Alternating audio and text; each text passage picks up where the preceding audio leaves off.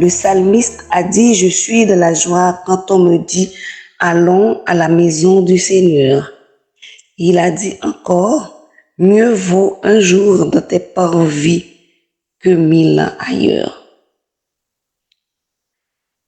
Chers amis, vous qui nous écoutez à travers YouTube, Facebook, WhatsApp, M3A, missionnaire médical missionnaire, vous invite à prendre place autour de la table spirituelle pour participer avec nous au programme de ce soir. Je vous dis bienvenue et bonne participation. Que Dieu vous bénisse.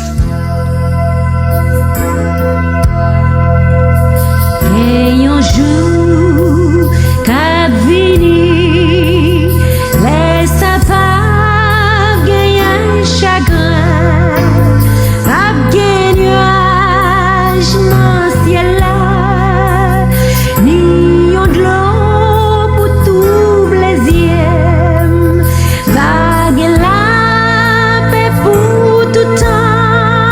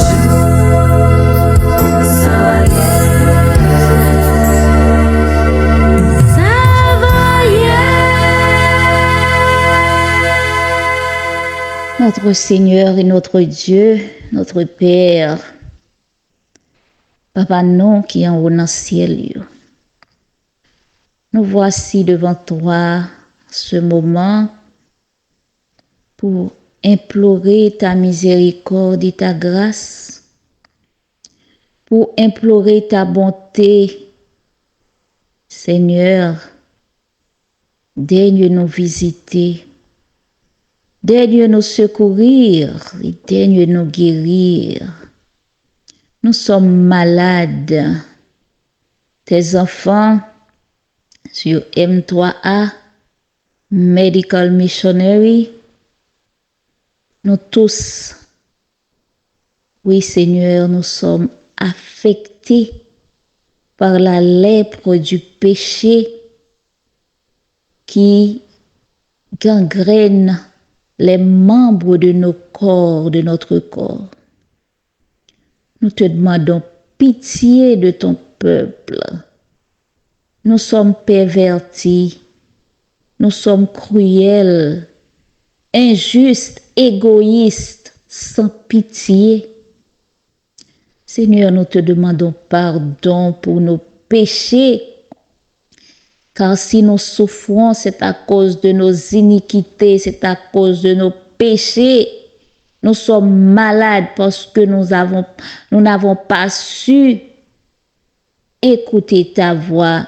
Nous n'avons pas su mettre en pratique tes ordonnances restantes, les lois de la santé.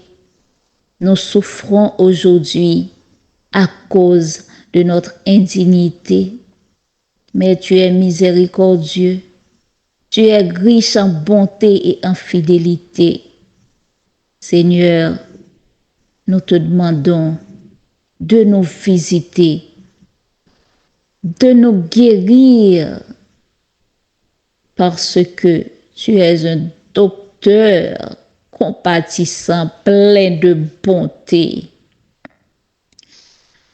Nous souffrons, ta servante en premier souffre de tous les maux, souffre de la mauvaise gérance de son corps, ainsi que nos bien-aimés frères, bien-aimées sœurs, nous souffrons.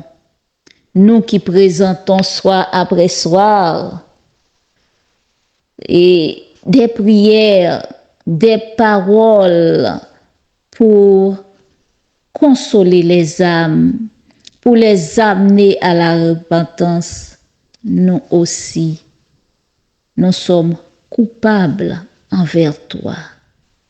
C'est pour cela nous te demandons de nous guérir, de nous purifier avec l'hysope et de nous rendre capables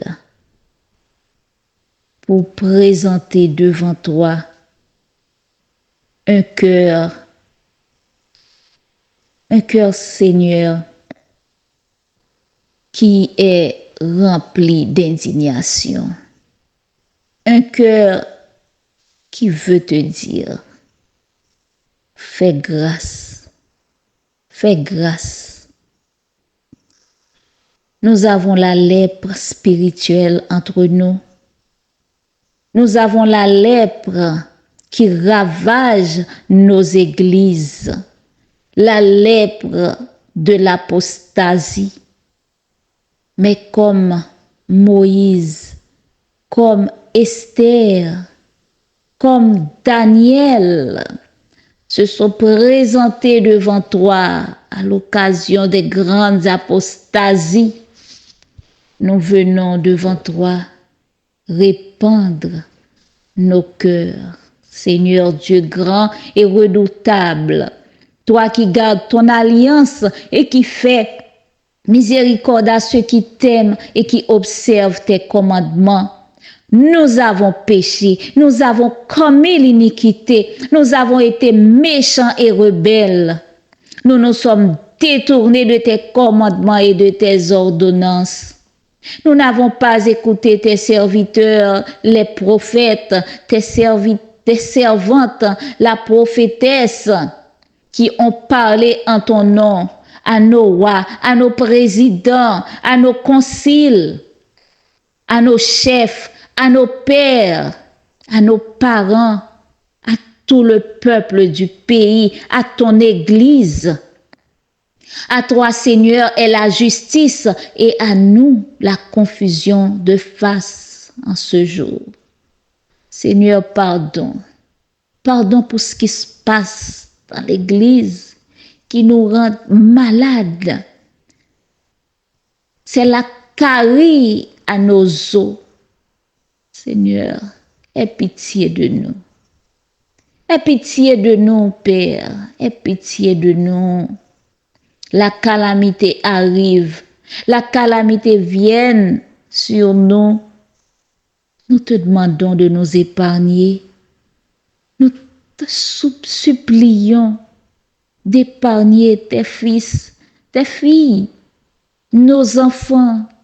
Nous te demandons, Seigneur, de nous faire grâce. Toi qui es miséricordieux, tu as envoyé ton Fils pour nous délivrer du malin. Il a connu les pires privations, les pires méchancetés de la part de ceux qu'il était venu sauver. Mais néanmoins, tu as accepté de le faire, de l'envoyer pour ceux que tu aimes. Seigneur, nous te demandons pardon pour nos actions, pardon pour la dureté de nos cœurs. Pardon, Seigneur, parce que nous avons violé tes lois. Nous les avons méprisées. Pardon, Seigneur Dieu. Écoute nos prières. Enlève nos haillons. Habille-nous de ta justice, de ta vérité. Donne-nous la foi de croire que tu es encore là, toi qui as été autrefois aussi miséricordieux envers les Israélites, envers le peuple hébreu. Toi qui as été avec eux, qui marchais avec eux, que nous puissions croire que tu es le même encore aujourd'hui qui peut nous délivrer, qui marche avec nous dans la fournaise ardente. Tu es là encore, Seigneur, et tu seras toujours là pour tes enfants. C'est pour cela que nous avons confiance en toi. Donne-nous ton amour, envoie-nous ta grâce. Prête l'oreille et écoute, mon Dieu. Ouvre les yeux et regarde l'état de nos âmes, les ruines de notre être. Nos églises sont ravagées. Nos villes sont perturbées. Ce n'est pas à cause de notre justice que nous te présentons nos supplications, parce que nous n'avons aucune. Mais c'est à cause de tes grandes compassions, Seigneur. Écoute, Seigneur, pardonne, Seigneur, sois attentif, Seigneur, agis et ne tarde pas à nous secourir. Par amour pour toi, ô mon Dieu, par amour pour toi, aide-nous, délivre-nous, guéris-nous, guéris-nous. Non en notre nom personnel, mais au nom de Jésus qui vit, qui règne au siècle des siècles. Soldat de Jésus-Christ, d'un cœur toujours joyeux, toujours contrit, par la vertu de son esprit, marchons avec persévérance. Par la foi sans trêve et sans effroi. Par la foi, nous suivons notre roi. Bientôt Seigneur, auprès de toi, nous chanterons la délivrance. Si nous rencontrons sur nos pas labeur, fatigue et périlleux combat, ne craignons rien, ne cédons pas, ne perdons point notre assurance. Par la foi, sans trêve et sans effroi, par la foi, nous suivons notre roi. Bientôt, Seigneur, auprès de toi, nous chanterons la délivrance. Et si pour te gagner les cœurs, il faut passer par le sentier des pleurs, ton bras nous rend plus que vainqueurs, et ton ciel est notre espérance. Par la foi, sans trêve et sans effroi, par la foi, nous suivons notre roi. Bientôt, Seigneur, auprès de toi, nous chanterons la délivrance. Mes frères et sœurs, chers amis dans le Seigneur, que la paix de Dieu soit avec vous tous. Avec vous aujourd'hui, votre serviteur Agenor Miguel pour le ministère M3A Medical Missionary. M3A Medical Missionnaire, santé, spiritualité, un corps saint dans un esprit saint. Encore une fois, mes chers amis, à vous qui êtes le peuple de Dieu, s'adresse la parole de l'Éternel aujourd'hui. Levez-vous, levons-nous pour prêcher le message des 3 anges en cette génération. Oui, la parole de Dieu nous dit dans Hébreux chapitre 1er, verset 1 et 2. Après avoir autrefois à plusieurs reprises et à plusieurs manières parlé à nos pères par les prophètes, Dieu dans ces derniers temps nous a parlé par le Fils qu'il a établi, héritier de toutes choses, par lesquelles il a aussi créé le monde. Oui, c'est que au temps des prophètes, la parole de l'Éternel fut adressée à un prophète pour aller dire, pour aller annoncer aux habitants. Et ainsi que dans notre temps aujourd'hui, dans notre époque, la parole de l'Éternel est adressée à moi, est adressée à vous aujourd'hui, chers bien-aimés dans le Seigneur. À noter que dans tous les temps, Dieu utilise toujours des messagers. Et le messager a un message. Notez ça pour nous. C'est pour cela que Dieu nous appelle dans ces derniers jours pour que nous soyons ces messagers et que nous ayons un seul message. Vous pouvez voir beaucoup de gens qui prêchent, mais savez-vous toujours que le messager a un message? Tous ne sont pas des messagers. Prions le Seigneur. Notre Père, toi qui sièges dans les cieux, nous voici tes messagers qui vont parler au monde. Nous te réclamons ton assistance parmi nous et enseigne-nous comme tes disciples afin que nous ayons à donner aux autres. Nous t'en supplions ainsi au nom de Jésus. Amen. Oui, chers amis, chers bien-aimés dans le Seigneur, sans oublier, nous vivons au temps de la fin du scène de ce monde. Oui. Et le retour de Jésus-Christ est proche. Soyons prêts à sa rencontre. Sans oublier, mes frères, que le diable, Satan lui-même, chaque jour, s'efforce afin de nous faire tomber pour ne pas avoir le salut que Dieu nous offre par l'assurance en Jésus-Christ. Aujourd'hui, notre message même a pour titre l'assurance du salut dans la foi. L'assurance du salut dans la foi.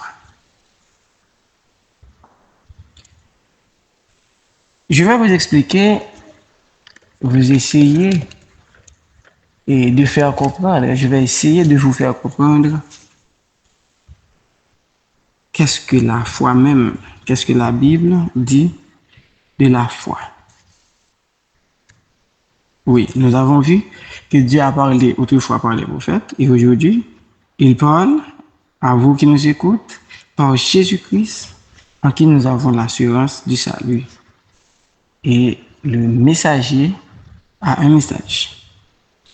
Hébreux chapitre 11, verset 1er, va nous expliquer qu'est-ce que la foi. La foi est une ferme assurance des choses qu'on espère, une démonstration de celles qu'on ne voit pas.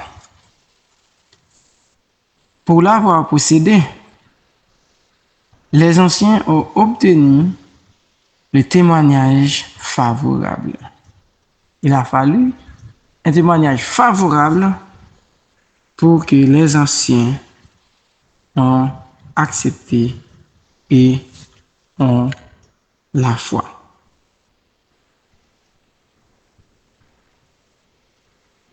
C'est par la foi, Hébreux chapitre 11, verset 3, c'est par la foi que nous reconnaissons que le monde a été formé par la parole de Dieu, en sorte que ce que nous voyons n'a pas été fait de choses visibles. C'est par la foi qu'Enoch fut enlevé pour qu'il ne vît point la mort et qu'il ne parut plus parce que Dieu l'avait enlevé, car avant son enlèvement, il avait reçu le témoignage qu'il était agréable à Dieu. C'est comme si nous parlons ici aujourd'hui d'une foi par une œuvre. La foi par les œuvres que Paul parle beaucoup dans Hébreux chapitre 9, etc. Donc aujourd'hui, nous accentuons sur la foi par les œuvres. Notez ça, avant son enlèvement, en parlant d'Enoch, il avait reçu le témoignage qu'il était agréable à Dieu. Donc c'est par la foi, c'est-à-dire il croyait à la résurrection, il croyait en Dieu même. C'est par la foi que Moïse, devenu grand, refusa d'être appelé fils de la fille du Pharaon. Parce que Moïse était israélien. La civilisation égyptienne n'était pas comme celle des Israélites, des Israéliens. C'est pour cela que ce n'était pas même Dieu, parce que le Dieu des Égyptiens n'était pas comme le Dieu d'Israël. Le Dieu d'Israël, nous savons, c'était et c'est le Dieu le plus fort de l'univers. C'est par la foi que Moïse, devenu grand, refusa d'être appelé fils de la fille du Pharaon. Aimant mieux être maltraité avec le peuple de Dieu que d'avoir pour un temps la jouissance du péché. Moïse pouvait roi à la place de Pharaon si il acceptait d'appeler le fils de la fille de Pharaon, mais il refusa ça à cause son appel, à cause la parole de Dieu, à cause Dieu, à cause son Dieu, par la foi. Regardant l'opprobre de Christ comme une richesse plus grande que les trésors de l'Égypte, car il avait les yeux fixés sur la rémunération. Est-ce que vous comprenez qu'est-ce que la foi? Pour avoir la foi aujourd'hui, nous aussi, nous devons avoir un favorable témoignage, mes frères, mes chers amis. Aujourd'hui, c'est par la foi que les messagers de Dieu prêchent son message au monde entier. Je vais vous rappeler que Dieu, à ma connaissance et à la connaissance de plusieurs de la parole de Dieu, nous pouvons tirer plusieurs avertissements, mais spécialement 3 avertissements à l'humanité, à l'univers. Le premier avertissement était à Noé lors du déluge, parce que les hommes vivaient très mal aux yeux de Dieu dans le péché. Les hommes pratiquaient le mal. Dieu voulait les punir. Le deuxième avertissement, c'était à la ville de Sodome et de Gomorrhe. Et le troisième avertissement, c'est pour aujourd'hui et pour demain. Car nous ne savons ni jour, ni l'heure, et Christ revient très bientôt. De même que, bien-aimé, Dieu avait un reste dans tous les temps. Dans ces derniers jours, il y a un peuple, un reste, une postérité qui doit rester fidèle à ses avertissements et qui prêche, qui a un message. Ah oui, sans oublier que Dieu est lui-même hier, aujourd'hui et éternellement. Nous allons considérer chacun de ces avertissements selon leur époque, selon leur nature, selon leurs conséquences. Nous parlons maintenant de Sodome et de Gomorrhe. C'est là que nous parlons. Ici, Sodome. Genèse chapitre 18, verset 20. Et l'Éternel dit, le cri contre Sodome et Gomorrhe s'est accru et leur péché est énorme. Verset 21. C'est pourquoi je vais descendre et je verrai s'ils ont agi entièrement selon le bruit venu jusqu'à moi. Et si cela n'est pas, je le saurai. C'est l'Éternel qui parle. Le maître de l'univers. Celui qui dit et la chose arrive. Celui qui ordonne et la chose existe. C'est lui qui parle. Verset 23. Abraham s'approcha et dit, feras-tu aussi périr le juste avec le méchant? Peut-être. Il y a-t-il 50 justes au milieu de la ville? Les feras-tu périr aussi? Et ne pardonneras-tu pas à la ville à cause des 50 justes qui sont au milieu d'elle? Abraham s'éleva pour s'intercéder pour le peuple. Mais malheureusement, tout le peuple était dans le péché, dans l'abomination, et que leur cri, ça arrivait jusqu'au Dieu.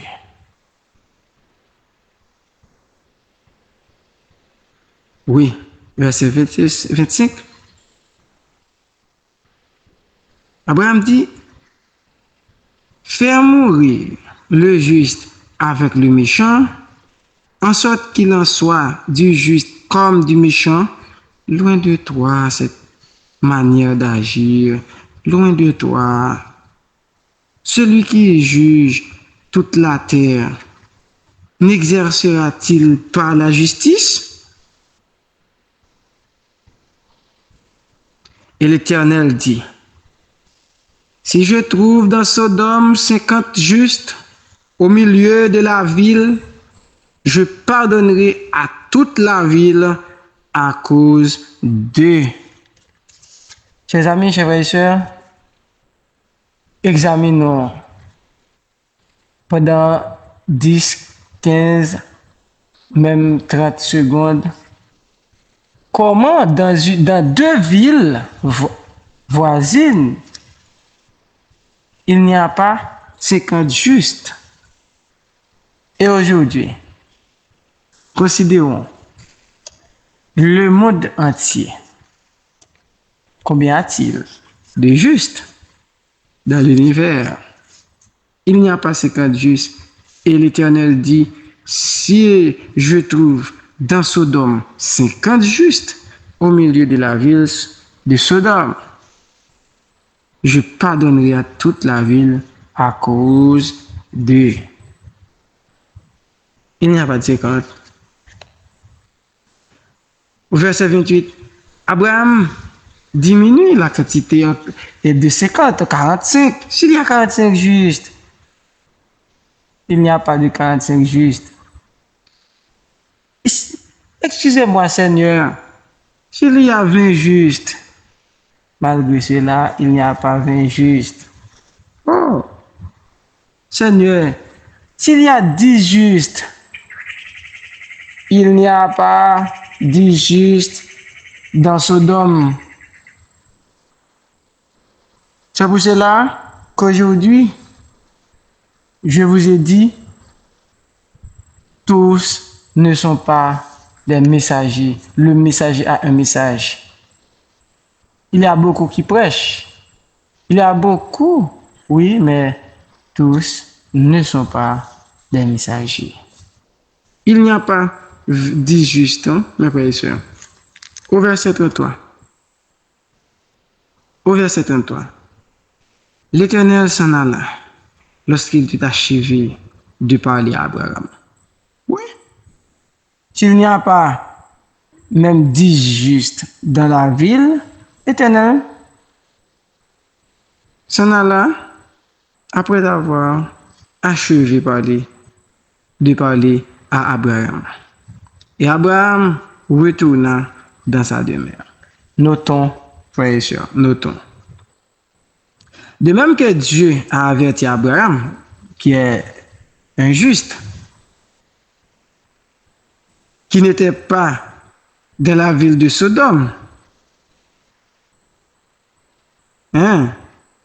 Dieu l'a averti le châtiment qui devait frapper la ville de Sodome, qui devait toucher la ville de Sodome comme rétribution pour ses actions. Le peuple de Dieu aujourd'hui doit aussi connaître le jugement et qui est prêt pour s'abattre sur le monde. Et priez mes frères, pour les justes. Prions pour les justes. Intercédons pour les justes. Demandons à Dieu d'épargner les justes, comme Abraham l'a fait. C'est notre devoir. C'est notre devoir de prier chaque jour, les uns pour les autres. Prions pour les justes, chers amis. Exactement, après avoir parlé à l'Éternel, 2 anges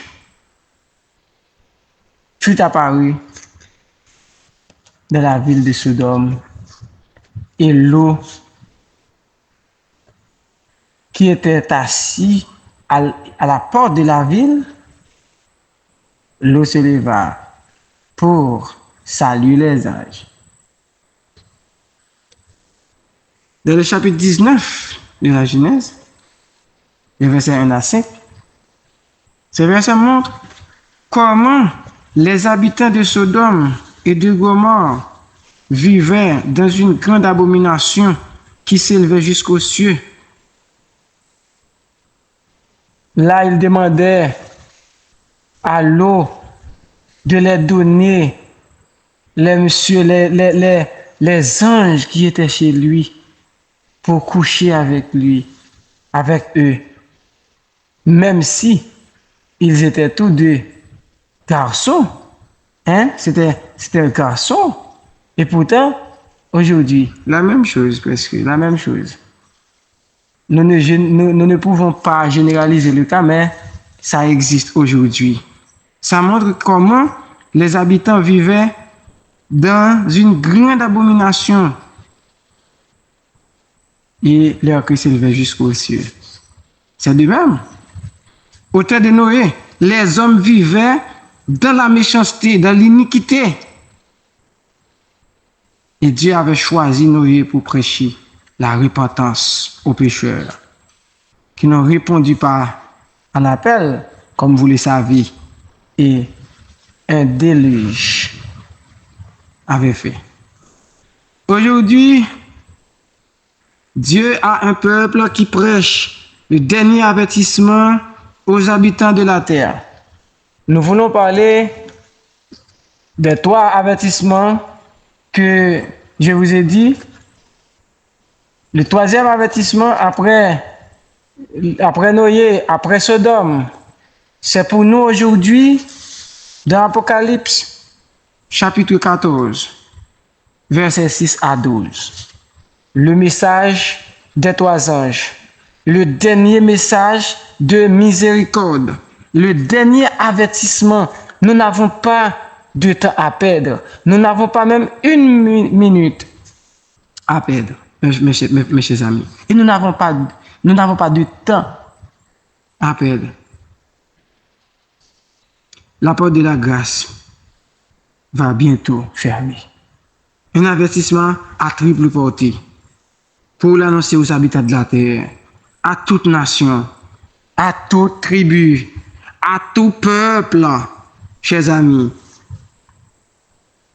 Le premier ange, dans Apocalypse 14, verset 7, annonce à craindre Dieu et donner-lui gloire, car l'heure de son jugement est venue. Oui, l'heure du jugement de Dieu est arrivée. Le monde va connaître le jugement de Dieu. Dieu annonce ça aux habitants de la terre par la voix de son peuple. À chaque fois que vous entendez la voix, une voix qui prêche le message du premier ange, à savoir craignez Dieu et donnez-lui gloire, car l'heure de son jugement est venue, c'est pas un ange qui vole au milieu du ciel sous une forme, et comment dirais-je, non, c'est pas le sens figuré, non, mais dans le sens propre, la voix qui prêche le message, c'est le symbole de l'ange qui prêche le message dans la Bible, un ange qui vole par le milieu du ciel et a un évangile éternel pour l'annoncer aux habitants de la terre. À toute nation, à toute tribu, à toute langue et à tout peuple. Le premier ange, craignez Dieu et donnez-lui gloire, car l'heure de son jugement est venue. Et adorez celui qui a fait le ciel, la terre, la mer et les sources d'eau. C'est le message du premier ange. Et à nous de réfléchir si nous sommes dans ce message ou non.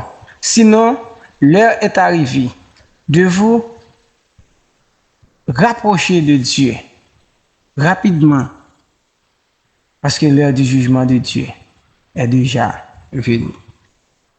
Le deuxième ange annonce la chute de Babylone. Nous pouvons dire qu'il n'est pas encore complète. La chute de Babylone sera complète, c'est lorsque, nous pouvons dire, c'est lorsque la marque de la bête sera promulguée et le monde entier sera plongé dans une ruine nationale. Parce que nous parlons de Babylone, nous voulons parler ici de la Babylone spirituelle. Confusion de messages, confusion de la religion, confusion en toutes choses. C'est une Babylone spirituelle. La chute de Babylone sera complète dans l'accomplissement du troisième message, Apocalypse 14, les versets 9 à 12. Ah oui, à savoir, de ceux qui adorent le Créateur et de ceux qui vont adorer, ceux qui vont adorer la bête et son image. C'est là. Le troisième ange met l'emphase sur l'adoration. De même que Matthieu 25, Jésus l'a dit. De même que Matthieu 25, lorsque le Fils de l'homme viendra, il séparera les brebis avec les boucs seront à gauche, les brebis seront à droite. Eh bien, c'est de même. Le message du troisième ange, c'est l'ange qui doit faire une séparation. Une séparation entre les bons grains et l'ivraie. En deux parties, les habitants de la terre. Ceux qui adorent Dieu à droite, ce sont les brebis. Et ceux qui adorent la bête et son image à gauche, ce sont les adorateurs de la bête et de son image. Chers frères et sœurs, nous n'avons pas de temps à perdre. Même une minute. C'est pour cela, ce message à triple portée, à trois volets, Dieu vous appelle, Dieu nous appelle tous à être conscients et à marcher selon la trace de nos ancêtres qui ont adoré Dieu. Nous, le peuple de Dieu. De nos jours, notre devoir est d'établir la pleine signification des messages des trois anges. Toutes nos transactions devraient être en accord avec la parole de Dieu. Un si beau message venant de Dieu. Un grand nombre de ceux qui acceptèrent le message du troisième ange n'avaient pas connu les deux premiers. Satan le savait bien. Son œil malin veillait sur eux pour les terrasser. Mais le troisième ange dirigea leur regard. Je vous dis bye bye. Bonne nuit sous le regard du Tout-Puissant. Vers le lieu très saint du sanctuaire céleste. Le troisième ange dirigea le regard de ceux qui acceptent le message du troisième ange vers le lieu très saint du sanctuaire céleste. Lorsque Jésus-Christ sortira dans les lieux très saints, son effet sera prononcé. Il n'y aura plus de sacrificateurs, plus de sacrifices pour l'expiation des péchés. Et ceux qui avaient connu les deux premiers messages leur indiquèrent comment arriver à ce sanctuaire. Un grand nombre de personnes reconnurent l'enchaînement parfait avec la vérité dans les messages des trois anges. Elles les reçurent avec joie dans leur ordre et suivirent Jésus par la foi dans le sanctuaire céleste. Ces messages sont présentés comme une encre pour les enfants de Dieu. Ceux qui les comprennent et les acceptent ne seront pas entraînés par le tromperie de Satan. Oui, comme je vous ai dit, nous vivons au temps de la fin du scène de ce monde. Christ va bientôt se retirer dans le lieu très saint du sanctuaire céleste. Il n'y aura plus de sacrifice pour l'expiation du péché. Le Saint-Esprit sera prononcé. Les méchants seront plus méchants. Les saints se sanctifieront encore. Chers amis bien-aimés, nous vivons dans la fin de l'histoire de ce monde. Oui, Dieu a un reste, une minorité, une postérité qui prêche la vérité, le message destiné à notre époque. Et le temps est venu de prendre place au bord du char du ciel. Bientôt, la porte de la grâce va fermer. Nous devons écouter la voix de Dieu qui nous appelle à sortir et à fuir loin de cette Babylone spirituelle afin que nous ne participions point à ces péchés et que nous n'ayons pas point de part à ces fléaux d'Apocalypse 18, versets 1 à 4. Frères et sœurs, c'est par la foi que les hommes servaient Dieu. C'est par la foi qu'aujourd'hui, nous, les chrétiens, nous servons Dieu de l'univers dans toute la vérité en observant ses commandements, à savoir les 10 commandements de Dieu. C'est par la foi que même si nous souffrons aujourd'hui, mais nous servons Dieu.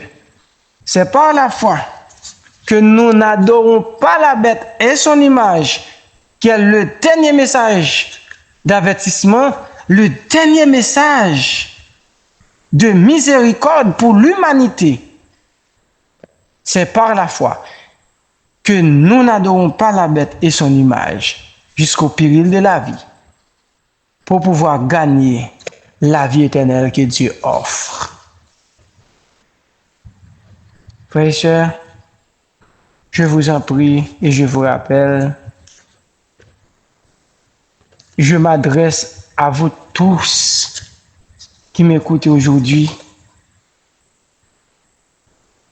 de rester fidèles à la parole de Dieu, d'accepter le message des 3 anges, ce message à triple portée, à savoir, adore Dieu, lui et lui seul, comme dit l'Écriture, fuir de Babylone, Babylone compris les organisations mondiales, les grands de la terre qui forment un corps avec la bête,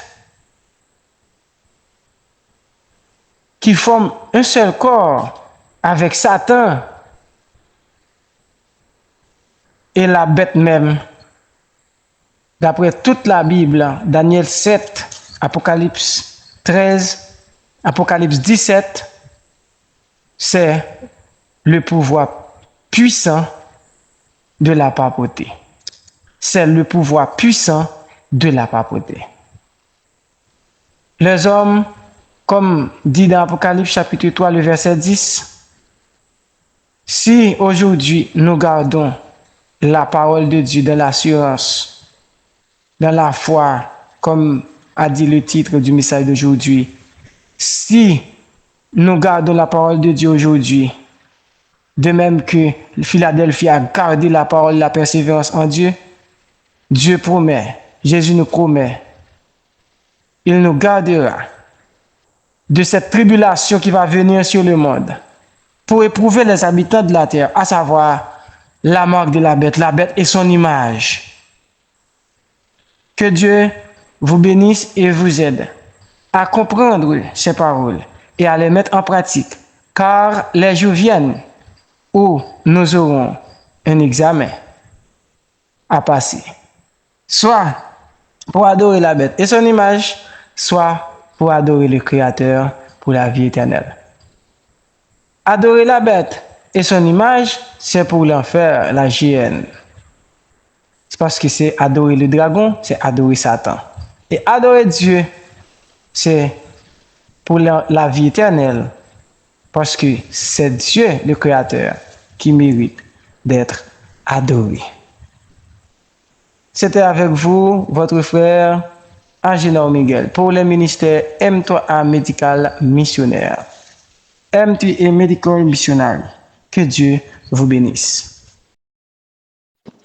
Bien-aimés, encore une fois, les ministères M3A, Message et ministère des Trois Anges, Medical Missionary, vous remercie d'avoir été présent avec nous ce soir.